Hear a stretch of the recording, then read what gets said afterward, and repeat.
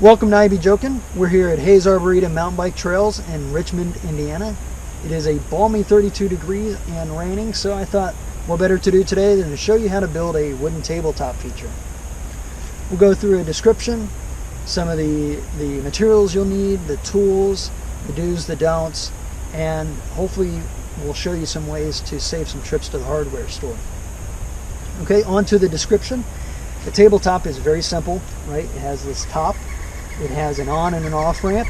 Here at Hayes Arboretum, the trails are bi-directional, so we've actually set up both sides to have the same angle and to also have a lip at the top for the more advanced riders so that they can actually jump over the top portion of this feature. The materials, very simple, 2x4x8s and 4x4x8s. I go with 8-foot lengths because I have a short bed truck and it makes it very easy to transport. The other material that you'll need are the 3-inch 8-penny nails. I typically buy them by the 10-pound box. Tools that you'll need: you're going to need a hammer, you're going to need a chainsaw, you're going to need a tape measure, a level, and okay, so we talked a little bit about the materials, we talked about the equipment, so now on to the build. Before you build any feature, you're always going to want to draw it on a piece of paper first, or put it in CAD or whatever it is that you do. I always draw mine on a piece of paper. And when you draw them, you have to make sure you account for spacing and waste, because just because you have 9.5 feet of boards, you're not going to find a 9.5 foot board. You're going to either buy a 8-foot board or you're going to buy a 10-foot board. So make sure you account for that when you go to start cutting things up. And to make that a little bit easier, I always make my features 32 inches wide. It's a nice wide feature. When you go to cut the 8-foot length board, you have 3 equal lengths, so you don't have to worry about remembering to account for that. Is flow, and this was no exception.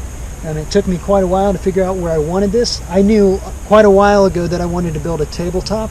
I hadn't built one of those yet here at Hayes, and so placement was key. In this area of the trail system, we didn't have any features, and I wanted to make sure that this was friendly for the beginning bike rider. And so typically with a feature, I build it in the valley of 2 hilltops. And so on this side, we have this nice hilltop that we've actually extended last year to just for this feature. And so it allows the rider to build up some speed before they get to it, adds to the flow. For the more advanced riders, they can use the lip of the tabletop to then jump this 8-foot section and land on the down ramp, and then proceed to the slight uphill on the other side. And that really makes it feel fun, right? You've got some variation, some elevation variation, which adds to it as well. So make sure that anything that you consider that it fits into the area that you're putting it.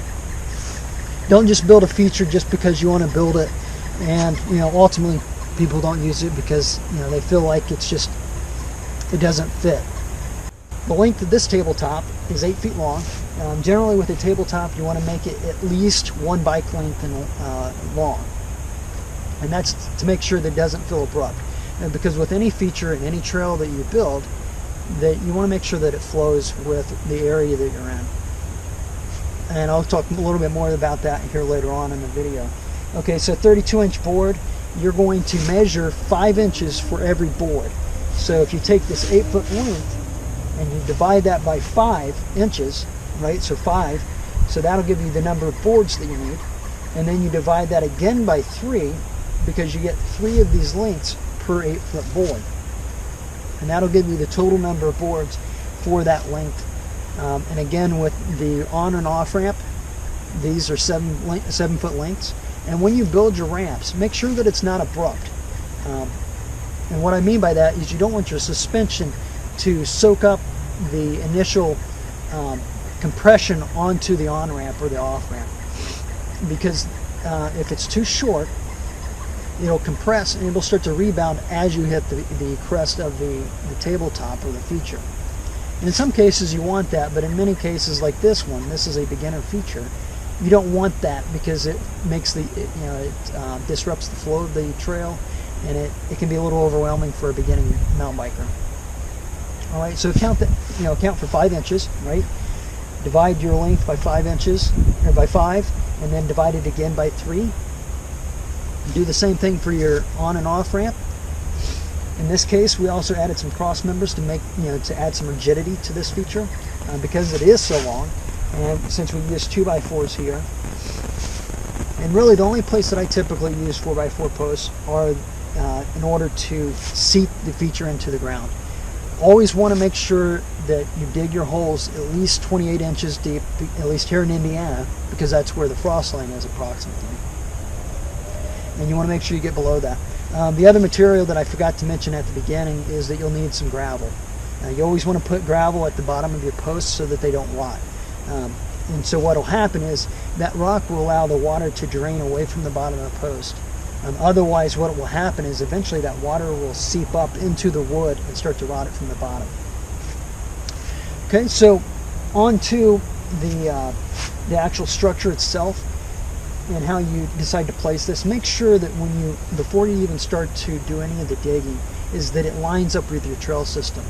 In this particular area, we actually had to create a new section, which worked out very well, which is at the hilltop here on the other side. But make sure it's nice and straight. You don't want someone to start off on one area of the on-ramp, but then jump off the side of your feature or potentially fall off the side of your feature. So that's one of those don'ts. Once you start to dig your post holes, you're probably going to find a root system for one of the trees that are around your feature. Try not to cut those because you're ultimately going to kill the tree that those are attached to. So, start to dig your post holes. All right. You're going to have 4 main posts for the top, and you're going to have 2 posts at the end of each ramp. Some people will kind of cut corners and they'll actually put the ramp into the ground. I don't do that. I don't like the wood sitting down into the onto the dirt. So I have a total of 4 posts on the top and 2 posts on the on-ramp and 2 posts on the off-ramp. And that's going to give you the rigidity and the, it's going to make it to where this is going to last for a very long time. When you go to put your structure together for your on-ramps, you're going to put those on the inside of your 4x4 posts. And so let me kind of show you what I'm referring to. So here we have our 4x4 post. We have our structure for our top, which is mounted to the outside of the post. And so make sure when you space your 4x4 posts is that the outside of your 4x4 post is 32 inches. Okay, and that'll make it to where your top boards are going to be nice and level with the edge, or close to it. It doesn't have to be perfect. And then on your on-ramps and your off-ramp, you're going to mount your 2x4 to the inside of the 4x4 post. And that'll be less than 32 inches, obviously. But what that's going to do is it's going to make it very easy for you to put that on-ramp together. Okay, so I'm going to set you back down here.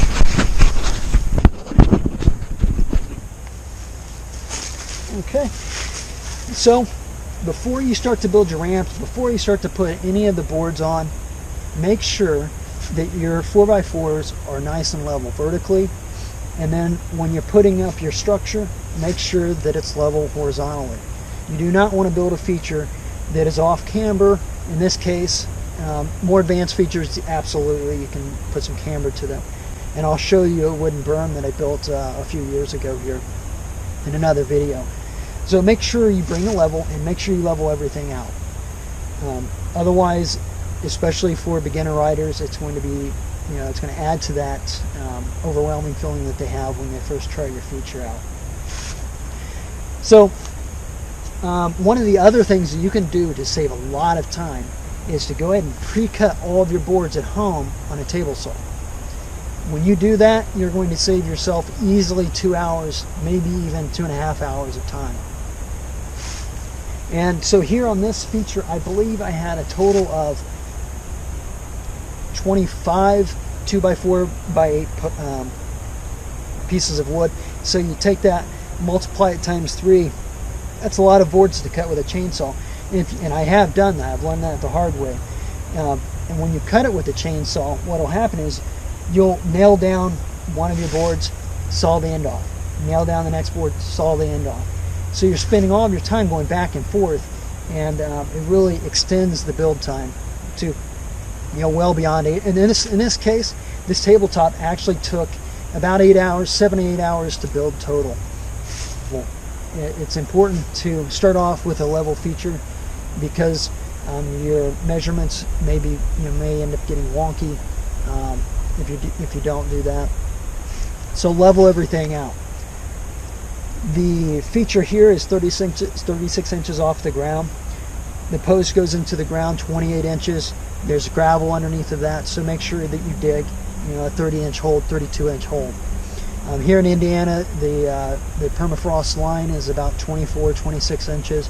So you want to make sure you get past the frost line, because if you don't, ultimately what can happen is that as the ground freezes and thaws, it will push some of those posts up, and it'll cause your features to start to come apart. On to building this feature. Once you're putting everything together, you've got your 4x4 posts in the ground, you've got those set in place, and you've got the ground packed down around those beams. And don't be too worried. The 4x4 posts will still be a little bit easy to move. That'll all become a lot more rigid once you put the structure together. So I typically put two nails into each one of the boards, and I will also try to cover the tops of the 4x4 posts because you don't want that to rot. And if you let water sit on the top of those posts, that will ultimately happen. So 2 nails on each end. Make sure you cover the 4x4 posts. Make sure you get the top of the structure built first, and then build your on and your off ramp. Your on and off ramp, make sure that you don't have too much of an angle. So I typically go with a rise and run of 1 foot to every 3 feet. That makes it a nice subtle transition. What I also like to do is I also like to add a little bit of a lip on the top of the ramp, and so I build the ramp intentionally a little bit lower, and that'll give the advanced riders a chance to do a manual and a bunny hop to try and clear the top of this feature. All right, so some of the tricks to make it a little bit easier, rather than measuring the gap between each one of your slats, and this is another thing, is that as you put your boards on, make sure your boards are perpendicular to the outside line of your feature. Otherwise, if they're at an angle, it's going to look a little cheap, and it's going to look like that it was poorly made. So make sure that they are perpendicular. You can either start off by using a right angle for the first board, and once you get your first board, it's very simple, because what you're going to do is take one of your 2x4s and you're going to use it to measure the distance or add the gap between your boards, and that's where we came up with that 5 inches total. And so once you get started there, then you're going to work your way across the top. Once I've done that, then I work my way down the ramps. And the reason I start at the top is you want to make sure that your gaps are pretty well placed on those areas, and when you get closer to the ground, it's not going to be a big deal if you don't have exactly 1.5 inch gap.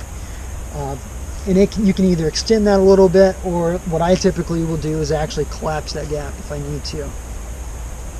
You don't want to put the boards next to each other, right up against each other. 1, it adds to the cost, and 2, it doesn't allow the water to drain very well, and so you could get some potential warpage. So on to some of the additions that you may want to do after you put this thing together is you go back in, finish up putting in all of your nails, of course.